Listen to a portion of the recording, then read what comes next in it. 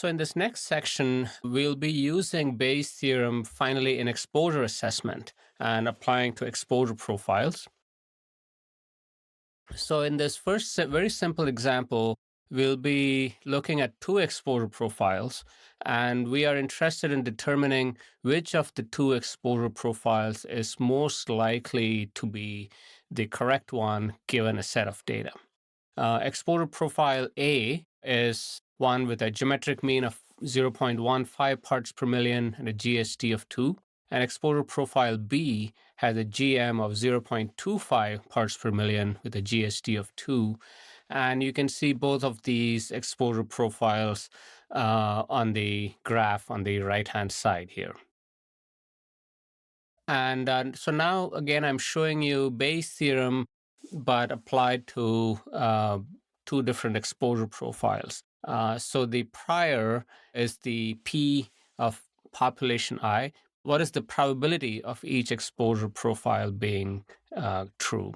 And then the likelihood is saying what is the probability that we would observe a given set of data if a given exposure profile, A or B, is the true exposure profile. And the posterior on the left-hand side of the equation is saying what is the probability of a given exposure profile being the correct one given a set of data.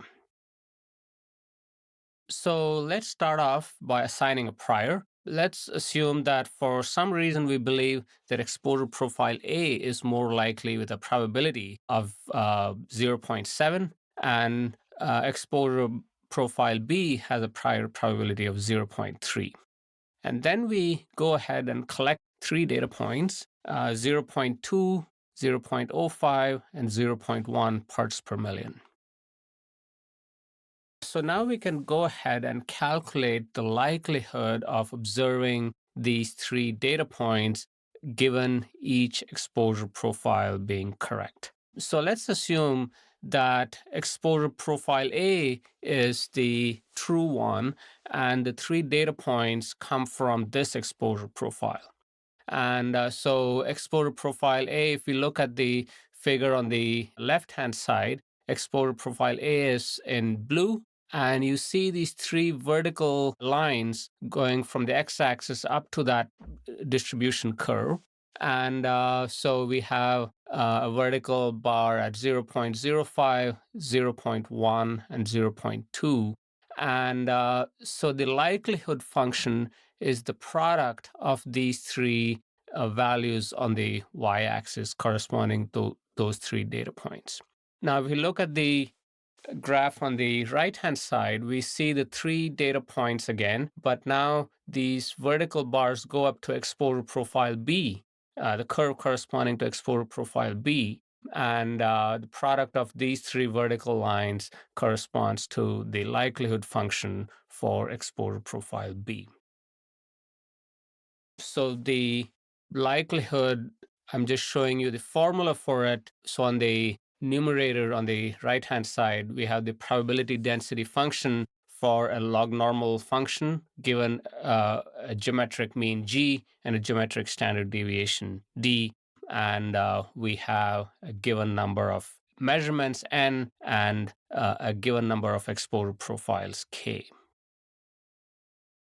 Let me go back to the visual depiction here. By just looking at these vertical bars corresponding to profile A and profile B, we can see that the product of the PDFs for the three data points corresponding to profile A is going to be greater than the product of the PDFs for the three data points corresponding to exposure profile B. And so if we carry out this calculation, we find out that the likelihood corresponding to profile A has a probability of almost 0.9, and the likelihood corresponding to exposure profile B has a probability of around 0.1. So we can now combine the prior and the likelihood using the Bayes equation,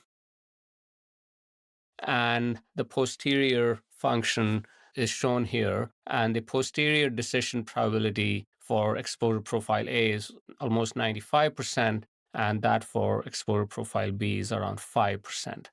So what we have here is a prior distribution which said exposure profile A is 70% likely. And then we collected 3 data points, and now we have an updated decision probability of almost 95% probability that it's an exposure profile A.